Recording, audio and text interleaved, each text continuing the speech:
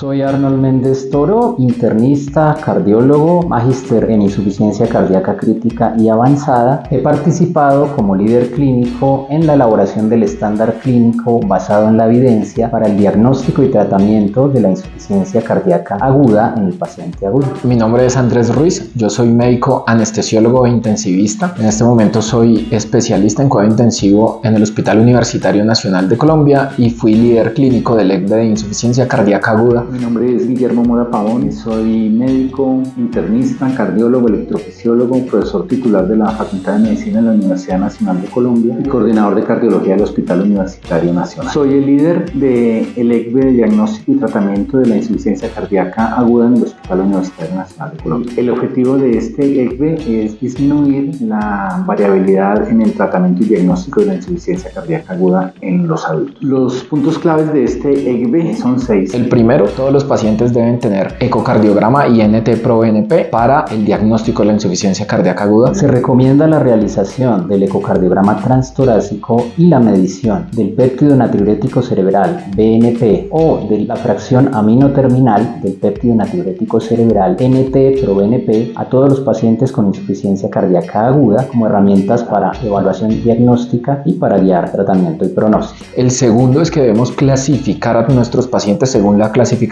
de Stevenson y así guiar en la terapia, así como la evaluación del perfil fenotípico de descompensación, ya sea edema pulmonar, falla cardíaca agudamente descompensada, falla aislada del ventrículo derecho o choque cardiogénico, para asimismo perfilar el diagnóstico y tratamiento. El tercer punto clave es la iniciación pronta en los primeros 60 minutos de la terapia con diuréticos y la medición de sodio urinario para guiar esta terapia, ya que ha demostrado impactar en el pronóstico de mortalidad en los pacientes con insuficiencia cardíaca aguda. El cuarto punto clave es la medición previa al egreso de nuevamente los péptidos natriuréticos o el CA125. Asimismo, debe medirse el sodio urinario para evaluar el mejor marcador de respuesta diurética y así ajustar las dosis del tratamiento. El quinto, una valoración intrahospitalaria por medicina física y rehabilitación, y al egreso todo paciente deberá ir a rehabilitación cardíaca para su manejo posterior.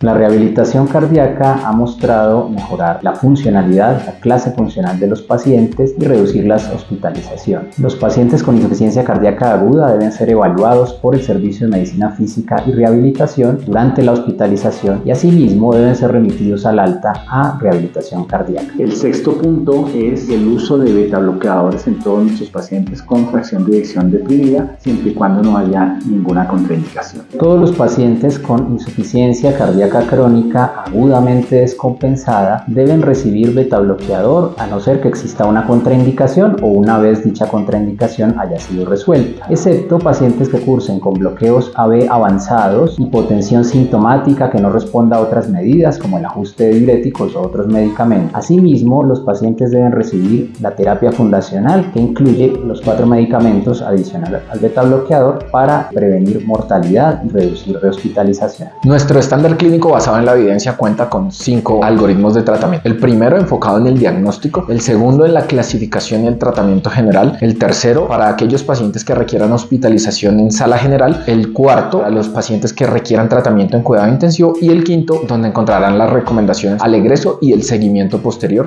Nuestro primer algoritmo está dirigido al diagnóstico de la falla cardíaca. Para ello, en primer término, debemos tener en mente cuáles son los síntomas y signos del paciente con falla cardíaca. Los principales síntomas están asociados a congestión venosa o a hipoperfusión y estarán dados por disnea en sus diversos tipos, disnea paroxística nocturna, ortopnea, disnea de esfuerzos, bendomnea y signos congestivos como los edemas. En estos pacientes es importante tener en mente los antecedentes que sufrieran algún tipo de cardiopatía, factores de riesgo cardiovascular como diabetes, hipertensión, dislipidemia, antecedentes ya de cardiopatía como enfermedad coronaria, infartos previos, procedencia de algunas zonas del país con prevalencia alta de enfermedad de Chagas, uso de cardiotóxicos, por ejemplo como quimioterapia, y el examen físico está destinado a evaluar alteraciones cardíacas, presencia de ruidos cardíacos arrítmicos, de soplo, reforzamientos, desdoblamientos y evaluar los signos de congestión. Una vez tenemos la sospecha de que el paciente tiene un cuadro de falla cardíaca, debemos hacer 2 exámenes iniciales que son la realización de un electrocardiograma y de un ecocardiograma, y en los sitios donde donde existen los medios y la preparación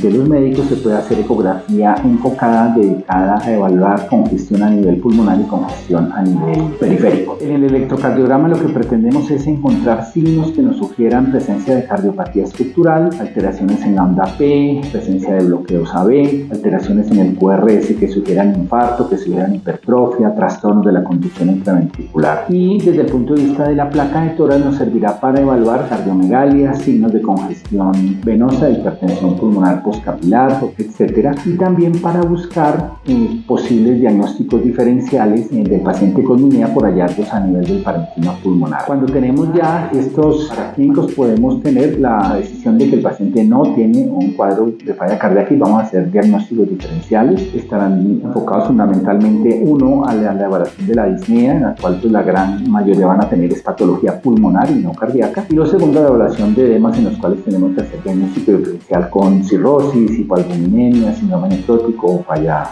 renal. En el paciente en el cual sí consideramos que puede tener falla cardíaca es mandatorio la realización de los péptidos natriuréticos, el BNP o el ProBNP, teniendo en mente que con el ProBNP debemos tener unos cortes diferentes dependiendo de la edad del paciente y que también cambian los valores dependiendo si el paciente tiene o no fibrilación auricular y que están mostrados en el texto de nuestro eco. Y el ecocardiograma con el cual vamos a evaluar uno si el paciente tiene o no compromiso de la función ventricular, porque clasificaremos la falla cardíaca en dos grandes grupos, uno con fracción de eyección deprimida cuando la fracción de eyección es por debajo del 40% y con fracción de eyección conservada cuando está por encima del 40%. Pero además el ecocardiograma nos sirve para mirar volúmenes del ventrículo izquierdo, presencia de valvulopatías, presencia de enfermedades del pericardio, etcétera, que nos van a ayudar a hacer un enfoque etiológico del cuadro de falla cardíaca aguda. El algoritmo 3, correspondiente al manejo durante la hospitalización en insuficiencia cardíaca aguda, incluye evaluación de la saturación de oxígeno e inicio de oxigenoterapia si la saturación se encuentra por debajo del 90%, dependiendo la altura sobre el nivel del mar. El uso de tromboprofilaxis si no se encuentra contraindicada. El uso de la terapia médica óptima, ya sea su inicio o su ajuste en los pacientes que ya lo vienen recibiendo. La valoración por terapia física, respiratoria y rehabilitación cardíaca, valoración por nutrición y valoración por el programa cardiovascular. El algoritmo 3 también incluye el manejo de la congestión con terapia diurética, la cual se ajustará dependiendo factores clínicos y paraclínicos que incluyen el sodio urinario. Dependiendo la respuesta del paciente y la evaluación de su congestión, podría requerirse manejo en unidad de cuidado crítico.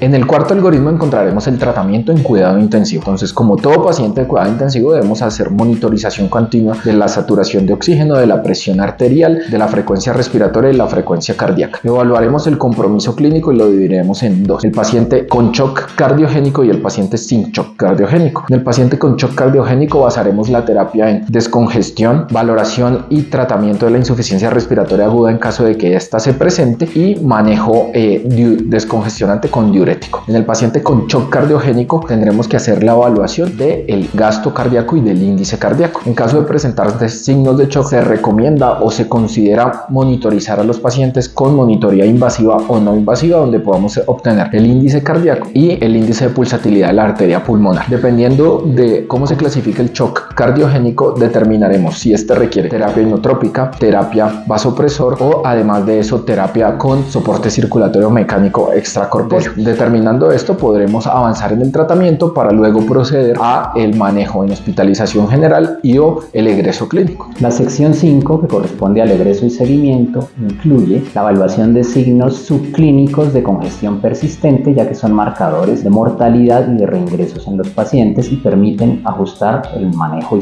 las dosis de diurético. Asimismo, el paciente debe recibir la terapia médica óptima y ser esta titulada a dosis máximas toleradas dentro de las primeras 4 semanas. Según su perfil de riesgo, los pacientes deben ser valorados dentro de la primera a las 2 primeras semanas al egreso. Deben ser vistos también por el programa de salud cardiovascular, continuar la rehabilitación cardíaca en el programa respectivo y ser manejados de acuerdo al estándar para insuficiencia cardíaca crónica. Finalmente, quisiera invitarlos a la revisión completa del ECLE en el siguiente link.